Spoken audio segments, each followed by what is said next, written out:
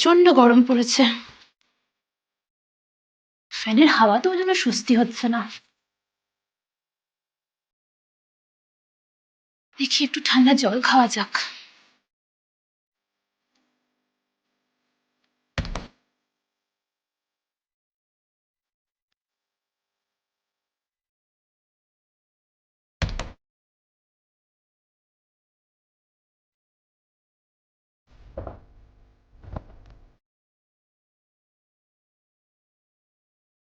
আচ্ছা, তোমরা কি বলতে পারবে এই যে আমরা ফ্যান, ফ্রিজ, ওয়াশিং মেশিন এইসব হোম অ্যাপ্লায়েন্সেস গুলো ব্যবহার করছি, এগুলোতে অল্টারনেটিং কারেন্ট নাকি ডিরেক্ট কারেন্ট ব্যবহার করা হয়?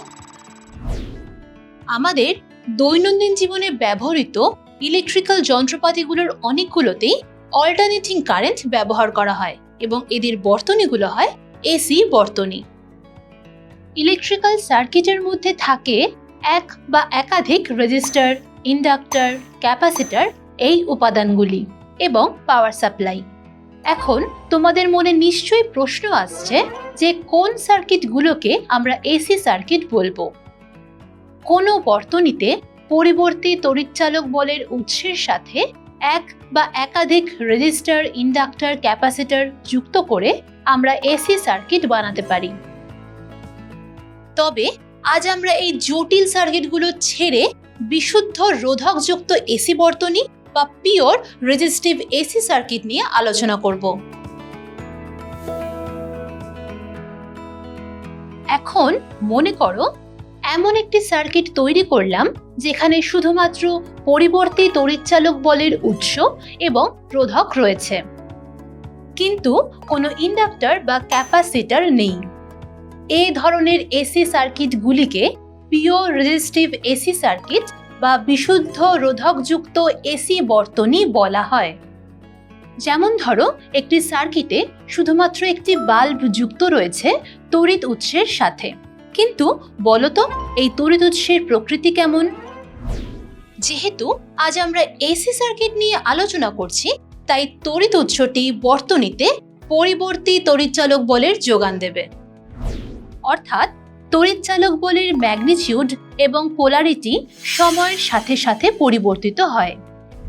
সময়ের সাথে পর্যায়ক্রমে পরিবর্তনশীল যেমন অল্টারনেটিং ভোল্টেজ, অল্টারনেটিং কারেন্টকে আমরা পিরিয়ডিক ফাংশন সাইন, কোসাইনের সাহায্যে প্রকাশ করি। কিন্তু কেন শুধুমাত্র এই সাইনোসয়েডাল ওয়েভফর্মকেই আমরা ব্যবহার করে থাকি? উত্তরটা খুব সহজ। আমরা উপযুক্ত গাণিতিক পদ্ধতির সাহায্যে স্কোয়ার, ট্রায়াঙ্গুলার, সটুথ ওয়েভফর্মকে অনেকগুলো সাইনোসয়েডাল ওয়েভফর্মের সমন্বয় প্রকাশ করতে পারি। সাধারণত ইলেকট্রিক্যাল সার্কিটের বেসিক উপাদানগুলি হল রেজিস্টার, ইন্ডাক্টর, ক্যাপাসিটর এবং পাওয়ার সোর্স। এই উপাদানগুলির ভোল্টেজ কারেন্ট রিলেশনশিপ থেকে স্পষ্ট হয় যে ইলেকট্রিক্যাল সার্কিট অ্যানালিসিস করতে গেলে অ্যাডিশন, সাবট্রাকশন, ইন্টিগ্রেশন ও ডিফারেন্সিয়েশন এই ম্যাথমেটিক্যাল অপারেশনগুলোর প্রয়োজন। এখন সাইনোসয়েডাল ছাড়া অন্য কোনো ওয়েভফর্ম ব্যবহার করলে এই ম্যাথমেটিক্যাল অপারেশনগুলির পর তারা আগের শেপ হারায়, অর্থাৎ ডিস্টর্টেড হয়ে যায়। তাই আমরা সাইনোসয়েডাল ওয়েভফর্ম ব্যবহার করি। যেহেতু পরিবর্তী তড়িৎচালক বলের ম্যাগনিটিউড এবং পোলারিটি নির্দিষ্ট সময় অন্তর পর্যায়ক্রমে পরিবর্তিত হয়, তাই আমরা এই রাশিটিকে প্রকাশ করার জন্য সাইন অপেক্ষকের সাহায্য নিতে পারি। এক্ষেত্রে যে পরিবর্তী তড়িৎচালক বলের উৎস সার্কিটে ব্যবহার করা হয়েছে, ধরো কোনো এক মুহূর্তে তার তাৎক্ষণিক মান হলো E=E0 sin ωt। এখানে E0 হলো তড়িৎচালক বলের সর্বোচ্চ মান এবং ওমেগা হলো কৌণিক কম্পাঙ্ক। বিভিন্ন সময়ে টি এর মানের উপর নির্ভর করে তড়িৎচালক বলের মান কখনো E0, 0, -E0 হয়। এখন মনে করো সার্কিটটিকে অন করা হলে প্রবাহমাত্রার তাৎক্ষণিক মান হলো I এবং যে রেজিস্টারটি বর্তনীতে ব্যবহার করা হয়েছে তার দুই প্রান্তে VR বিভব প্রভেদ সৃষ্টি হয়েছে। আবার আমরা ওহমের সূত্র থেকে বলতে পারি VR = IR, অর্থাৎ এই রেজিস্টারে VR পরিমাণ ভোল্টেজ ড্রপ হয়।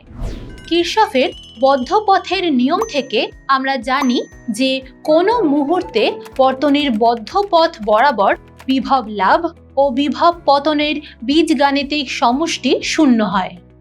সহজভাবে বলা যায় যে এই সার্কিটে রোধকের প্রান্তীয় বিভব প্রভেদ অবশ্যই তড়িৎ উৎস থেকে পাওয়া তড়িৎচালক বলের সমান হবে। এখন বর্তনীতে কোনো মুহূর্তে প্রবাহমাত্রার তাৎক্ষণিক মান I = I0 sin ωt। লক্ষ্য করো, বর্তনীতে প্রবাহমাত্রার রাশিটিও সময়ের সাথে সাথে সাইনোসয়েডালি পরিবর্তিত হচ্ছে। নির্দিষ্ট সময় অন্তর এই প্রবাহমাত্রার রাশিটির মান হবে I0 এবং এটি প্রবাহমাত্রার সর্বোচ্চ মান। তাই I0 কে বর্তনীতে প্রবাহমাত্রার শীর্ষ মান বলা হয়। আচ্ছা, তোমরা কি এই পরিবর্তী তড়িৎচালক বল ও প্রবাহমাত্রার মধ্যে কোনো মিল খুঁজে পাচ্ছ? নিশ্চয়ই তোমরা খেয়াল করেছো যে এই রাশি দুটোর ম্যাথমেটিক্যাল এক্সপ্রেশন একই রকম। এখন চলো আমরা এই বিষয়ে আরও একটু বিশদে আলোচনা করে নিই। পরিবর্তী তড়িৎচালক বল ও পরিবর্তী প্রবাহমাত্রার এক্সপ্রেশনে সাইন পার্টের মধ্যে থাকা অংশটিকে ফেজ বা দশা বলে। অর্থাৎ টি সময়ে সাইনের মধ্যে থাকা ওমেগা টি অংশটি দশা বা ফেজকে নির্দেশ করছে। এতক্ষণে নিশ্চয়ই তোমরা বুঝতে পেরেছ যে পিওর রেজিস্টিভ এসি সার্কিটে পরিবর্তী তড়িৎচালক বল ও পরিবর্তী প্রবাহমাত্রা সমদশায় থাকে। অর্থাৎ ই এবং আই এর মান একই সময়ে ম্যাক্সিমাম 0 ও বিপরীত অভিমুখে ম্যাক্সিমাম ভ্যালুতে পৌঁছায়। পরিবর্তী তড়িৎচালক বল ও পরিবর্তী প্রবাহমাত্রার সমদশায় থাকার ব্যাপারটা আমরা ফেজার ডায়াগ্রামের সাহায্যেও দেখতে পারি, কিন্তু তার আগে আমাদের জেনে নিতে হবে যে এই ফেজার ডায়াগ্রাম কি। আসলে ফেজার হলো একটি ঘূর্ণায়মান ভেক্টর, যার দ্বারা কোনো সাইনোসয়েডালি পরিবর্তনশীল রাশিকে প্রকাশ করা হয়। ফেজার ডায়াগ্রাম হলো এক ধরনের গ্রাফিক্যাল রিপ্রেজেন্টেশন, যার সাহায্যে আমরা এসি সার্কিটের পরিবর্তী তড়িৎচালক বল ও পরিবর্তী প্রবাহমাত্রার তাৎক্ষণিক মান, দশা ও দশা পার্থক্যকে উপস্থাপন করি। ফেজার ডায়াগ্রামে ঘূর্ণি ভেক্টর বা ফেজারটির দৈর্ঘ্য সংশ্লিষ্ট রাশিটির অ্যাম্প্লিটিউডকে নির্দেশ করে, যা আসলে সাইনোসয়েডালি পরিবর্তনশীল রাশিটির শীর্ষ মান। এই ঘূর্ণি ভেক্টরটি মূল বিন্দুকে কেন্দ্র করে সংশ্লিষ্ট রাশিটির কৌণিক কম্পাঙ্কের সমান বেগে আবর্তিত হয়। সাধারণত কার্তেশীয় নির্দেশতন্ত্রের অনুভূমিক অক্ষটি ফেজারের প্রাথমিক অবস্থানকে এবং যে কোনো সময় টিতে কৌণিক সরণ ওমেগাটি ওই মুহূর্তে সংশ্লিষ্ট রাশিটির দশাকে নির্দেশ করে।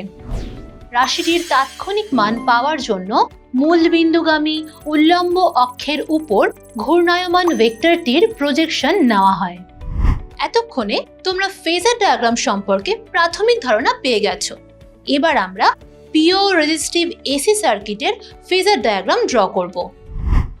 ঘূর্ণায়মান ওএ ভেক্টরটি পরিবর্তী তড়িৎচালক বল ও ওবি ভেক্টরটি পরিবর্তী প্রবাহমাত্রাকে নির্দেশ করে। ফেজের দুটোর দৈর্ঘ্য পরিবর্তী তড়িৎচালক বল ও পরিবর্তী প্রবাহমাত্রার অ্যাম্প্লিটিউডের সমান, যা এই দুই রাশির শীর্ষ মানকে প্রকাশ করছে। লক্ষ্য করো, টি সময় উভয় ভেক্টরটির কৌণিক সরণ ওমেগা টি, অর্থাৎ উভয় রাশির দশা একই। এরা তাই ওভারল্যাপ করছে। এ থেকে বোঝা যাচ্ছে যে পিওর রেজিস্টিভ এসি সার্কিটে পরিবর্তী তড়িৎচালক বল ও পরিবর্তী প্রবাহমাত্রা সমদশায় থাকে। এই রাশিগুলোর তাৎক্ষণিক মান পেতে চাইলে উল্লম্ব অক্ষের উপর ও এ ভেক্টর এবং ও বি ভেক্টরের প্রজেকশন নিতে হবে। তবে মনে রেখো, এই পরিবর্তী তড়িৎচালক বল ও পরিবর্তী প্রবাহমাত্রাকে ফেজার বা ঘূর্ণি ভেক্টর হিসাবে ধরা হলেও এরা কিন্তু আসলে স্কেলার রাশি। একটি রোটেটিং ভেক্টর বা ফেজারের ম্যাগনিটিউড এবং ডাইরেকশনের সাথে সাইনোসয়েডালি ভ্যারিং রাশি যেমন অল্টারনেটিং ইএমএফ, অল্টারনেটিং কারেন্টের অ্যাম্প্লিটিউড ও ফেজের গাণিতিক সাদৃশ্য রয়েছে। যেমন ধরো, তড়িৎচালক বলের তাৎক্ষণিক মানের রাশিমালা E = E0 sin ωt কে আমরা একটি ভেক্টরের সাইন কম্পোনেন্ট হিসেবেও ধরতে পারি, যার ম্যাগনিটিউড হলো E0। এক্ষেত্রে ভেক্টরের অভিমুখকে প্রকাশ করছে ওমেগা টি অংশটি। এই গাণিতিক সাদৃশ্য থাকার জন্যই হারমোনিক্যালি ভ্যারিং রাশিগুলোর ক্ষেত্রে ভেক্টর অ্যাডিশন ল ব্যবহার করা হয়, তাই ইলেকট্রিক সার্কিটগুলো অ্যানালিসিস করতে সুবিধা হয়, আর তাই এই হারমোনিক্যালি ভ্যারিং রাশিগুলোকে ভেক্টর হিসেবে ধরা হয়। প্রতি পূর্ণচক্রে সাইনোসয়েডালি ভ্যারিং রাশিমালার তাৎক্ষণিক মানের সমষ্টি 0 হয়, ফলে গড় মানও 0 হয়। তবে মনে রেখো, প্রতি পূর্ণচক্রে প্রবাহমাত্রার গড় মান 0 হলেও বর্তনীতে ব্যয়িত গড় ক্ষমতা 0 নয়। এখন আমরা পরিবর্তী তড়িৎচালক বল ও পরিবর্তী প্রবাহমাত্রার তাৎক্ষণিক মানের গুণফল নেব, কারণ ওই গুণফলই বর্তনীতে ব্যয়িত তাৎক্ষণিক ক্ষমতা P কে নির্দেশ করে। এটি আসলে রেজিস্টরের মধ্য দিয়ে তড়িৎ প্রবাহের জন্য তড়িৎ শক্তির তাপ শক্তিতে রূপান্তরের সাথে সম্পর্কযুক্ত। P এর মান একটি নির্দিষ্ট মুহূর্তে E0 × I0 হয়, যা বর্তনীতে ব্যয়িত সর্বোচ্চ ক্ষমতাকে বোঝায়। আর অল্টারনেটিং রাশিগুলির গড় মান নির্ণয়ের পদ্ধতি অবলম্বন করে এই তাৎক্ষণিক ক্ষমতার সময়ের সাপেক্ষে একটি পূর্ণ চক্রে সমাকলন করলে আমরা প্রতি পূর্ণচক্রে বর্তনীর গড় ক্ষমতা পাই। অর্থাৎ পিওর রেজিস্টিভ এসি সার্কিট বা বিশুদ্ধ রোধকযুক্ত এসি বর্তনীতে প্রতি পূর্ণচক্রে ব্যয়িত গড় ক্ষমতা সর্বোচ্চ ক্ষমতার অর্ধেক হয়। আজ আমরা এসি সার্কিটে শুধুমাত্র রেজিস্টর যুক্ত করে ভোল্টেজ কারেন্ট রিলেশনশিপ কিরকম হয় সেটা দেখতে পেলাম। রেজিস্টর ছাড়াও অন্যান্য উপাদান যেরকম ক্যাপাসিটর, ইন্ডাক্টর এগুলোকে যুক্ত করলে এই ভোল্টেজ কারেন্টের সম্পর্ক কিরকম হয় সেগুলো আমরা নেক্সট ক্লাসে জানতে পারবো।